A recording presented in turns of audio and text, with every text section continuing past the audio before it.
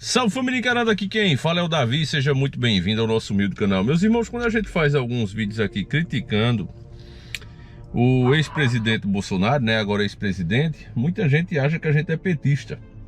Mas não é o caso, meus nobres e queridos irmãos. A gente é nacionalista, assim também como se classificava Dr. Enéas, Dr. Batista Vidal, Adriano Benayon e tantos outros nacionalistas, né?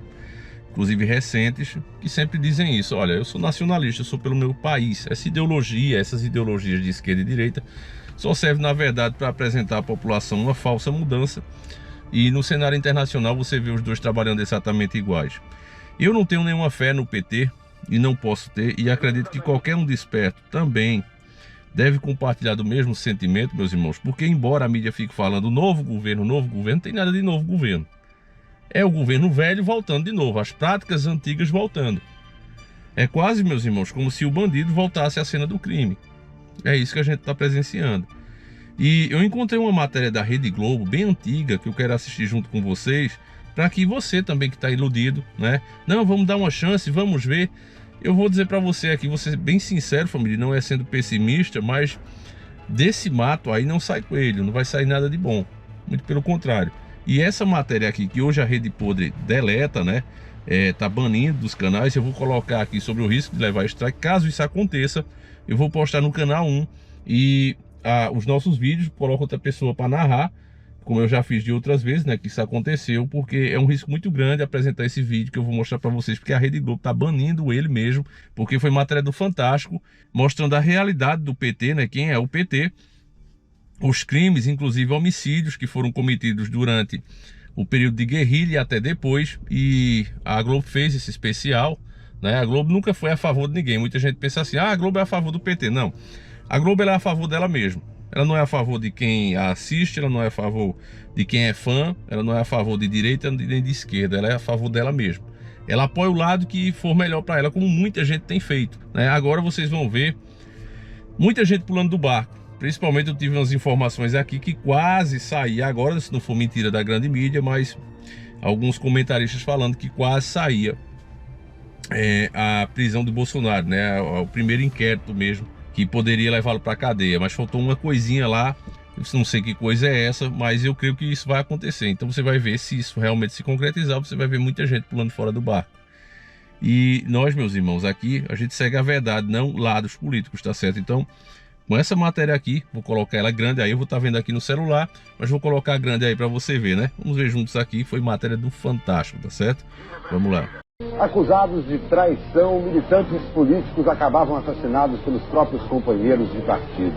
Eram os chamados justiçamentos, execuções determinadas em julgamentos sumários sem direito à defesa. Um homem que participava desses tribunais resolve contar suas histórias.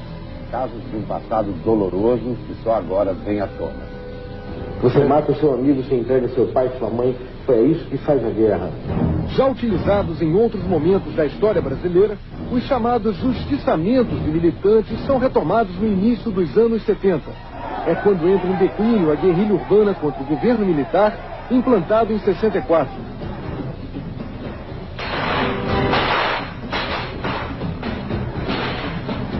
O assassinato do ex-militante comunista Salatiel Teixeira Rolim, o chinês, foi provavelmente a última ação de justiçamento promovida por grupos guerrilheiros que atuaram no Brasil nas décadas de 60 e 70. Acusado de desviar dinheiro do Partido Comunista Brasileiro Revolucionário e de delatar companheiros, Salatiel foi julgado e condenado por um tribunal revolucionário. A sentença foi cumprida na manhã do dia 22 de julho de 1973. A repressão baseada na tortura prende e mata os principais líderes guerrilheiros.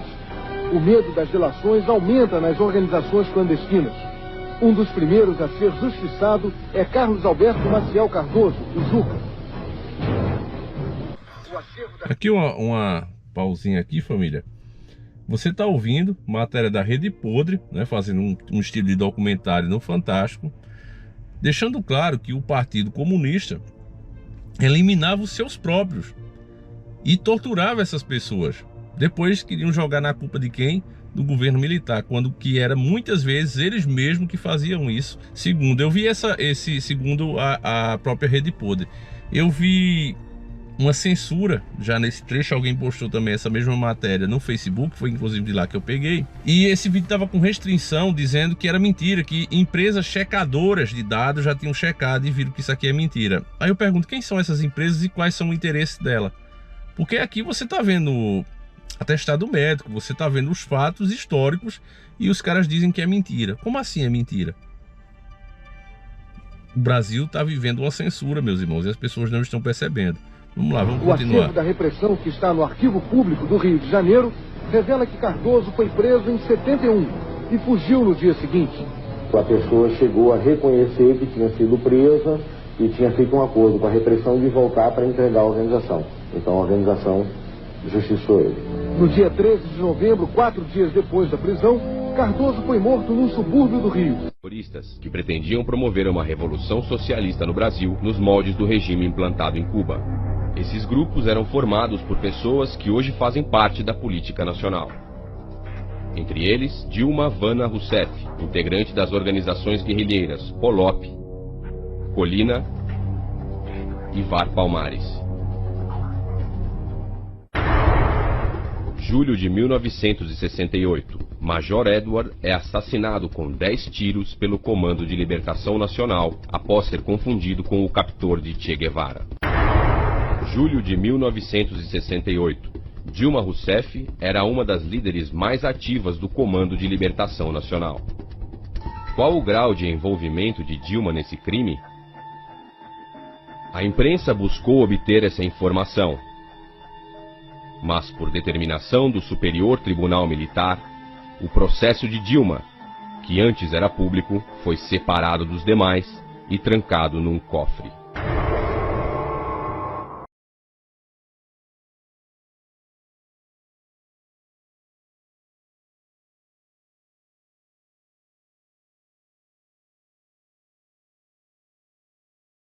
Meu treinamento foi na Floresta da Tijuca. O João Lopes Salgado, que é ex-militar, treinou todo mundo. Pegou umas balas de INA, era a metralhadora que a gente usava, do Exército. A gente roubava nas guaritas, aqui no Leblon, entendeu? Bom, nós temos que fazer uma ação de propaganda armada que mobilize o povo, mostrar que é viável tomar em armas, desmoralizar um governo, era o triunvirato. Acabado o tratamento, fui para Cuba. Não sei quanto tempo, eu fiquei o treinamento todo e fiquei esperando lá o passaporte falso da organização para poder sair de Cuba. Aí acabou chegando o passaporte falso em Praga, eu fui para Praga, troquei o passaporte cubano e peguei o brasileiro falso. Meus amigos eram todos comunistas, né?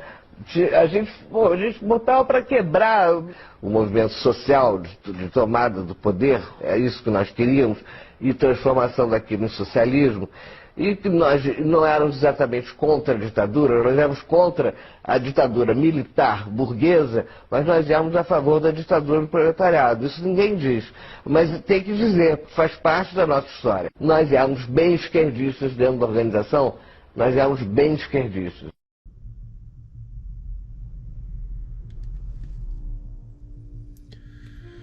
É, família, aqui encerra, né?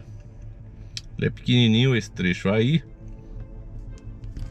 mas você vê que essa tal dessa guerrilha que eles faziam e esse movimento, meus irmãos, não era diferente do que o Osama Bin Laden fazia por lá, não. Só que numa proporção menor, né? Nacional. Mas é isso. Aí eu vejo muita gente iludida, né? Achando que pessoas que têm esse passado, que têm essa origem, que não querem debater assunto nenhum, o negócio deles é censurar a tua opinião, é criminalizar a tua opinião.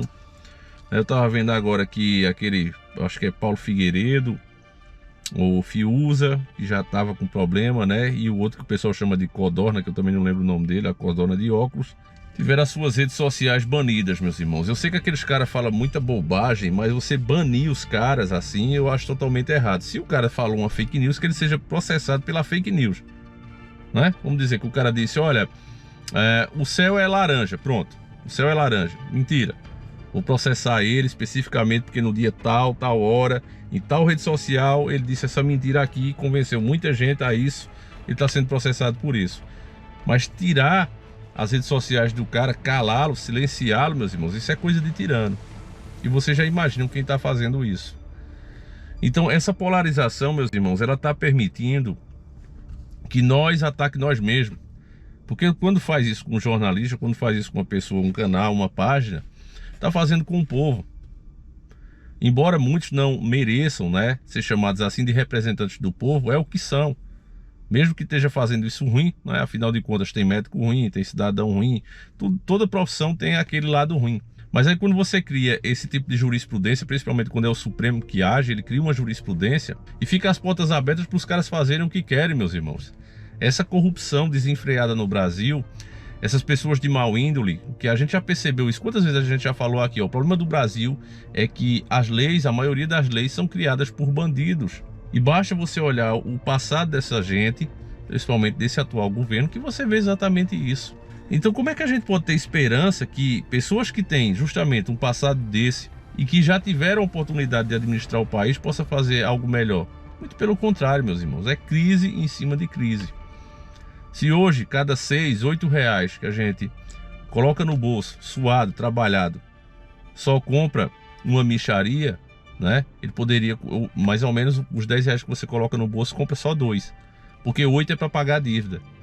Então ele poderia comprar 4 vezes a mais, né? Se a gente não devesse tanto, ou seja, se esses corruptos não parassem de entregar a nação.